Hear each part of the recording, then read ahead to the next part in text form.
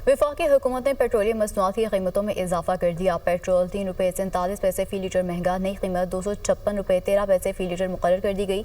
Diesel की कीमत में 2 रुपये 61 पैसे फी लीटर इजाफा, नई कीमत 260 रुपये 95 पैसे फी लीटर मुकर्रर हो गई है। हुकूमत ने अवाम पर महंगाई का नया बम गिरा दिया है। मजीद तफसीलात बताएंगे लाहौर से जाहिद आबिद। जी जाहिद। जी बिल्कुल, हुकूमत के तयशुदा फार्मूले के मुताबिक आज फिर पेट्रोलियम मसनूआत की कीमतों में रद्द-बदल कर दिया गया है, जिस पर रात 12 बजे से अमल दरामद शुरू हो चुका है। पेट्रोल की कीमत में 3 रुपये 47 पैसे इजाफा हुआ है, जबकि डीजल की कीमत में 2 रुपये 61 पैसे फी लीटर इजाफा हो गया है। इस वक्त सारफ हमारे साथ मौजूद है, ज़रा इनसे बात करेंगे। इन्होंने बढ़ाना हो 3 रुपये 5 रुपये 10 रुपये बफ कर लेते हैं, ठीक है, और कम करना हो तो वो पैसों में कम करते हैं, 50 पैसे 1 रुपया, और लिहाजा महंगाई की शरह में नहायत इजाफा होता जा रहा है। और अवाम को हुकूमत को चाहिए कि अवाम की तरफ भी गौर करे।